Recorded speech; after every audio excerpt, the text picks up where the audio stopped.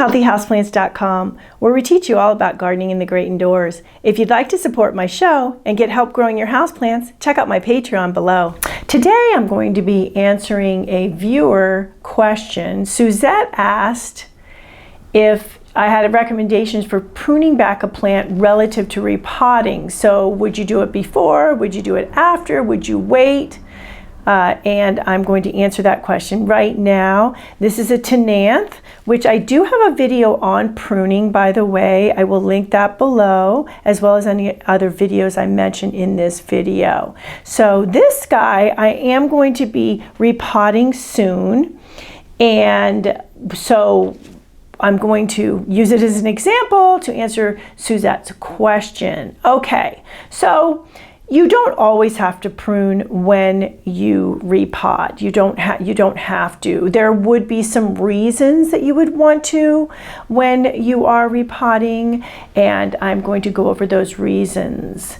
So one of the top reasons is there is dieback on the foliage. Of course, you would want to cut out any dieback, and even foliage that looks like it's going to die back, because you don't want the plant, once you get it into its new potting soil, to put energy into those leaves that are dying back when it needs to be putting energy into the roots acclimating to the soil, so that then the leaves can start growing. So what happens when you repot is the roots have to acclimate, as mentioned, and then they have to start growing before you're going to get any growth up top. So that's why it's really important to look at any dead, dying foliage to get it out of there, so that when you repot, there's none of that stuff's going on there for you. Another reason is maybe the plant has become very top heavy or rangy, and in terms of top heavy, and this is very common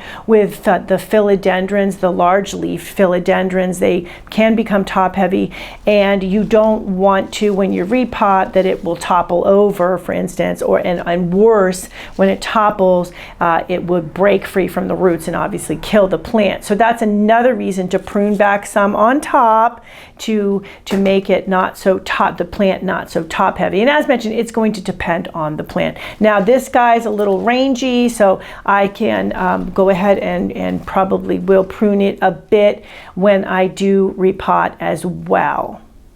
Another reason is if you're wanting to keep the plant contained in its current pot, but it's outgrowing it. So say you have, this will happen a lot of times with bigger house plants, plants that you only have so much room for, you only have so much room for the pot and the plant itself in your house, and you don't want to put it into a bigger pot and then the plant gets bigger. You kind of want to contain the plant.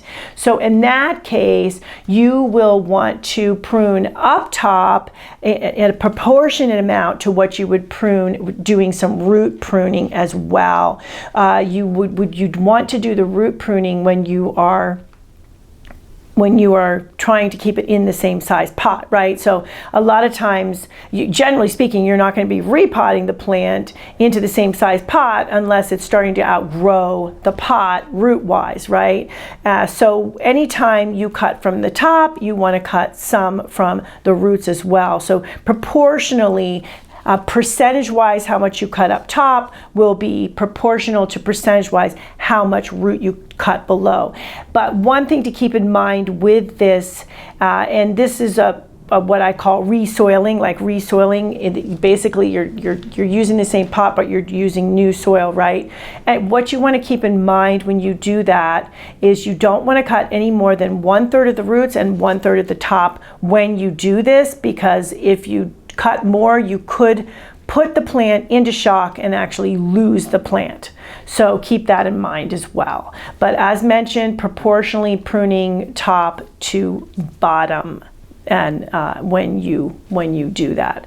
So those are the top reasons why you would want to prune when you are repotting.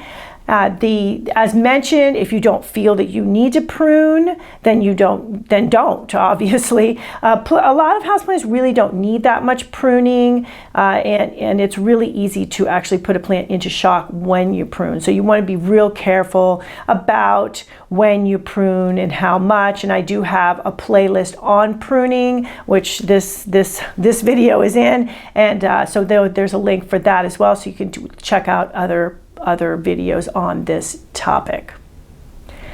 Thank you for stopping by today. Please leave any comments about any indoor gardening tutorials you'd like to see. Remember to like, comment, subscribe, and share this video.